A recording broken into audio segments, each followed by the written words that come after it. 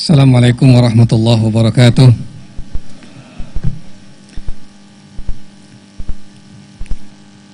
Pak JK yang dimuliakan Allah selaku Ketua Umum DMI, Pak Syaf selaku Waketum Ketua Harian, Pak Sofyan Jalil, Pak Guntur, Pak Imam selaku Sekjen, Pak Suhaili Kala selaku Bendahara, para Ketua DPW DMI se-Indonesia, dan juga Bapak Dirjen Bimas Islam Profesor Dr. Kamarudin Amin MA. Assalamualaikum warahmatullahi wabarakatuh. Menyingkat waktu, saya akan menyampaikan beberapa pointers yang saya beri topik fungsi masjid dari masa ke masa. Menarik membicarakan masjid dan peradaban. Kita mulai dari statement bahwa peradaban Islam itu core-nya adalah ilmu pengetahuan. Itu bisa kita runut dari pertama, ayat atau wahyu yang pertama kali turun adalah Iqra, perintah membaca. Padahal pada waktu itu orang Arab masih buta huruf. Yang kedua, banyak ayat Al-Quran dan hadis Nabi sangat mengapresiasi ilmu pengetahuan. Yarfa'illahu alladhina amanu minkum walladhina utul ilma darajat. Hadis Nabi, man arada dunya fa'alaihi bil ilmi, wa man arada al-akhirah fa'alaihi bil ilmi, wa man aradahuma fa'alaihi bil ilmi. Yang ketiga, ini ada peristiwa penting dan saya kira sering terlupakan. Dahulu para tawanan musuh itu boleh bebas, tapi bersyarat. Syaratnya kalau dia mampu mengajarkan baca tulis kepada orang-orang yang buta huruf. Saya kira ini poin penting di dalam perjalanan peradaban kita, bagaimana Islam menghargai ilmu pengetahuan. Yang keempat, Nabi memberi statement sangat tegas bahwa beliau tidak mewariskan dirham atau dinar, itu hadisnya, tekstualnya begitu, tetapi mewariskan ilmu pengetahuan. Hadisnya agak panjang, saya akan kutip sebagian saja. Man salaka tariqan yaltamisu fihi ilman sahhalallahu lahu bihi tariqan ilal jannah. Orang yang menuntut ilmu, maka Allah akan mudahkan jalannya ke surga. Tapi di bagian akhir di sana disebutkan innal ulama warasatul anbiya. Pewaris para nabi adalah ulama. Wal anbiya lam yurithu dinaron wala dirhaman. Para nabi tidak mewariskan dinar atau dirham, walakin warasu al-ilma, tetapi mewariskan ilmu pengetahuan. Faman akhadahu faqad akhadahu bihadin wafir. Dan barang siapa yang mampu mengambil ilmu, maka dia akan mendapatkan bagian yang terbanyak. Ini beberapa fakta bahwa Islam sangat mengapresiasi ilmu pengetahuan. Menarik bahwa menurut hadis ini pewaris Nabi adalah ulama, bukan raja, bukan orang kaya. Persoalannya adalah di mana tempat memproduksi ilmu pengetahuan dan di mana tempat memproduksi kader-kader ulama. Sepanjang bacaan kita terhadap sejarah peradaban Islam, jawabannya adalah tempatnya di masjid. Masjid adalah pabrik ilmu pengetahuan pada waktu itu, dan masjid adalah pabriknya para ulama, yang ulama notabene adalah para pewaris Nabi. Nah, saya kira ini adalah satu poin penting starting kita dalam melihat masjid. Dulu para ulama itu dalam tradisinya selalu punya zawiyah, punya sudut, punya pojok di masjid-masjid. Sampai sekarang di Masjidil Haram ada zawiyah. Jadi tiang ini, syekh ini mengajarkan ilmu tafsir, di tiang sana syekh lain lagi mengajarkan ilmu hadis. Bahkan sampai di Al-Azhar, di usianya yang 1087 tahun sekarang ini, itu di Masjid Al-Azhar, pojok-pojok itu masih mengajarkan berbagai ilmu pengetahuan, termasuk astronomi dan sebagainya oleh syekh-syekh itu. Jadi syekh-syekh itu punya tradisi, punya tempat di setiap sudut masjid yang mengajarkan ilmu pengetahuan.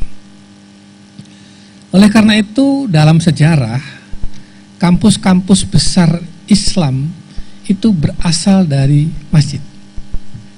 Al-Azhar sebelum menjadi sebuah kampus seperti yang kita lihat sekarang ini, itu awalnya adalah sebuah masjid.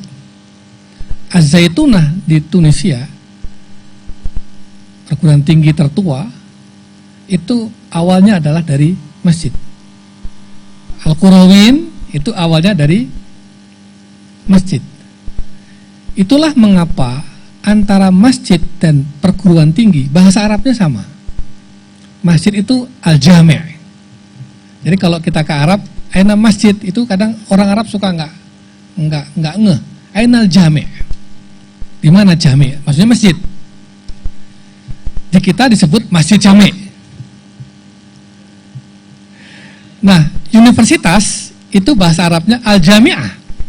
Jadi hanya tambah tak saja, al-jami', al-jami'ah. Kenapa masjid itu dikatakan dengan al-jami'? Sebatas penelusuran saya ada 3. Pertama, karena masjid tempat berkumpul semua orang, maka disebut dengan al-jami'.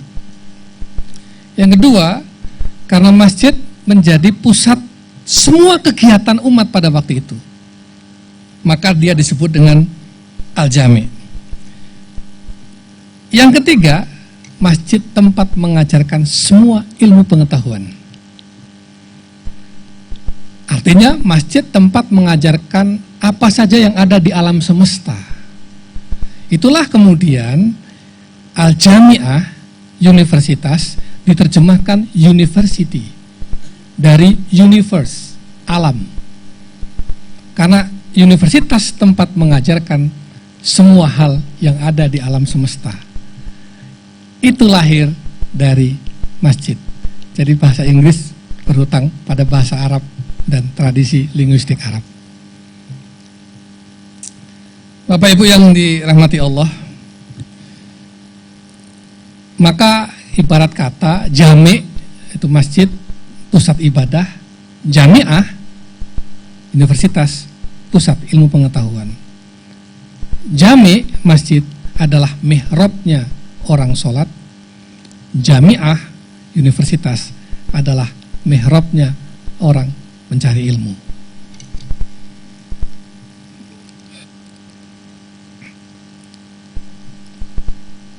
Ada satu poin lain terkait dengan masjid, dengan makna yang pertama kedua, sebagai tempat berkumpulnya semua orang, pusat kegiatan, semua kegiatan.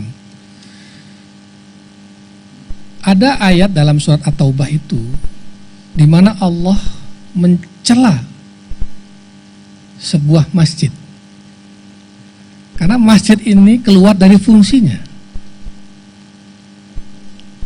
sebagai tempat berkumpulnya semua orang, sebagai pusat kegiatan, semua kegiatan.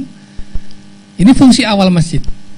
Tetapi kalau menyimpang dari ini, masjid kemudian disekat-sekat, dikotak-kotakkan, diberi warna-warna, ini kemudian yang dicela oleh Allah Subhanahu wa taala.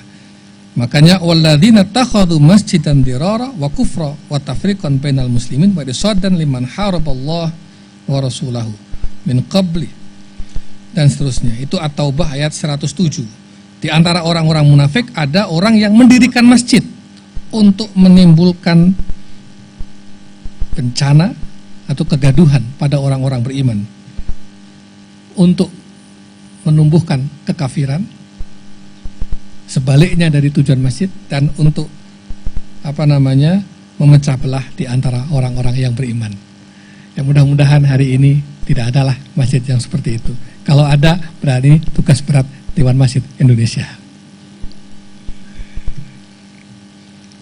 menunjuk pada pendapat para ahli sosiolog. Saya ingin mengutip bahwa inti peradaban ada 3. Ada sistem gagasan, ada sistem perilaku, dan ada material, artefak. Ilmu pengetahuan adalah sistem gagasan, dan dia menjadi penentu dari sistem perilaku, sekaligus dia menjadi arah dari bangunan peradaban material. Disinilah fungsi masjid karena ia menjadi pusat ilmu pengetahuan. Sampai pada masa pemerintahan Al-Mutawakkil, pada masa dinasti Abbasiyah, tidak ada pendirian madrasah secara terpisah sebagai tempat ilmu. Menurut Az-Zahabi dari Bani Saljuk, pernah berkuasa pada abad ke-5 Hijriyah, itu adalah pemerintahan pertama yang mendirikan madrasah terpisah dari masjid. Jadi sebelum abad ke-5, sebelum pemerintahan Bani Saljuk, itu memang tidak ada institusi pendidikan yang terpisah dari masjid. Nah kemudian kan ini sekarang madrasah institusi sendiri, perguruan tinggi institusi sendiri. Nah pertanyaannya adalah apakah masjid masih bisa merefleksikan diri sebagai pusat pengembangan ilmu atau tidak? Karena ini kemudian diambil alih oleh institusi-institusi pendidikan yang pada akhirnya tumbuh dan berkembang. Pada masa awal pemerintahan Bani Abbasiyah, memang belum secara formal berdiri masjid atau madrasah. Tetapi sebetulnya sudah berdiri kutab-kutab itu. Kutab-kutab itu semacam pendidikan untuk anak-anak dini. Kalau kita sebut sekarang mungkin playgroup, PAUD atau TK. Itu sudah ada pada masa awal Bani Abbasiyah. Nah, itulah fungsi terbesar masjid sebagai pusat pendidikan, bukan saja sebagai pusat ibadah. Pada masa selanjutnya, dulu pernah ketika pada masa, ini masih masa Rasulullah dulu nih, ketika Rasulullah itu memimpin negara Madinah, ternyata pusat pemerintahnya di masjid.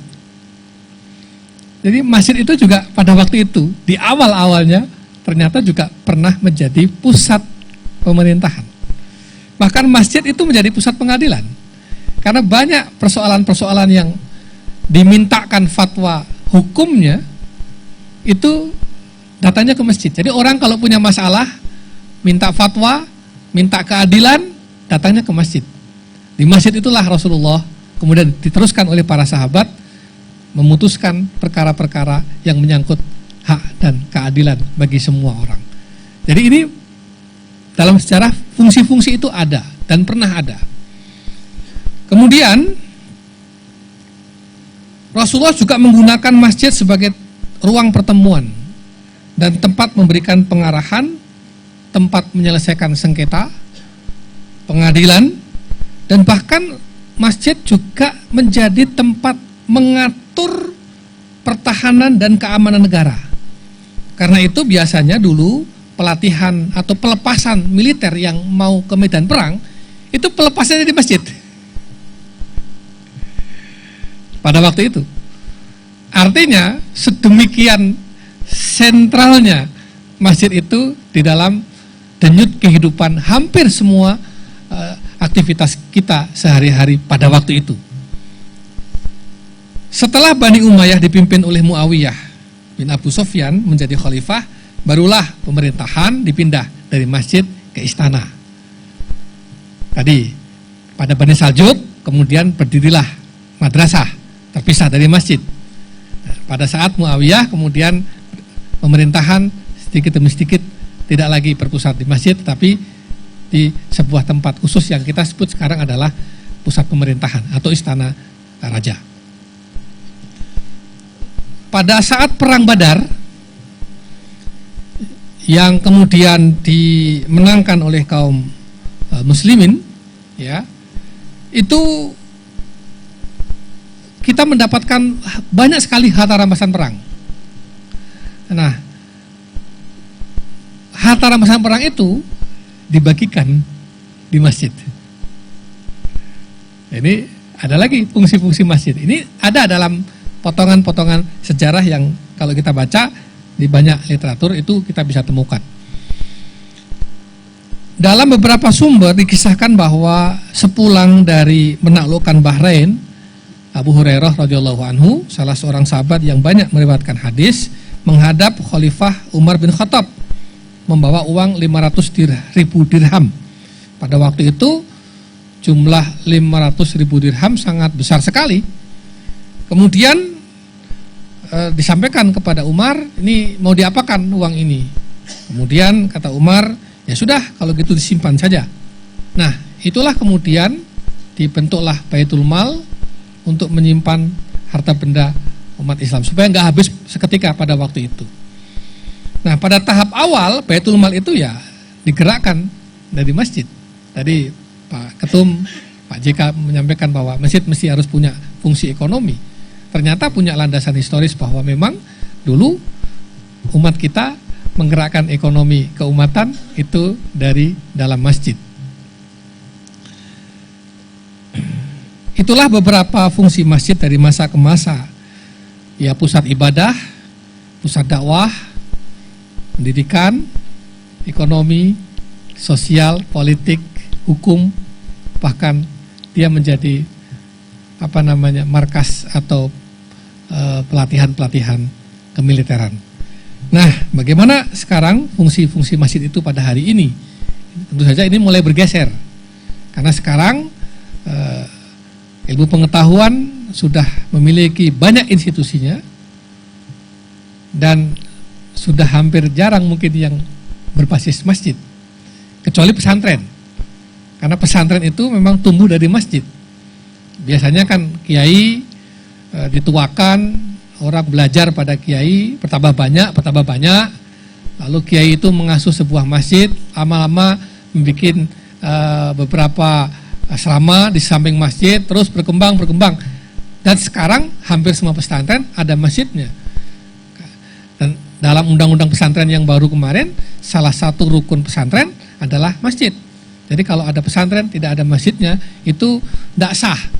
Seperti orang sholat tidak baca Fatihah karena kehilangan salah satu rukunnya. Saya kira ini tradisi yang baik untuk kita refleksikan kembali, dan oleh karena itu mungkin ke depan masjid perlu direvitalisasi. Mungkin sekarang dakwah pun juga sudah mulai diambil alih oleh orang-orang di luar. Kan sekarang dakwah kalau dulu itu forumnya adalah mimbar dan semua berpusat di masjid, sekarang kan tidak masjid sentris dakwah itu. Orang bisa dakwah dari dalam kamar, live YouTube, lalu nyebar kemana-mana, tidak lagi di masjid. Mimbarnya sudah beralih ke dunia digital dan dunia maya. Nah, ini tantangan kita ke depan, bagaimana melihat masa lalu, sejarah peradaban yang sangat kaya itu, kemudian kita refleksikan, kita bikin perspektif untuk pembinaan masjid kita ke depan. Selamat Milad DMI ke-50, jaya dan berkah selalu. Assalamualaikum warahmatullahi wabarakatuh.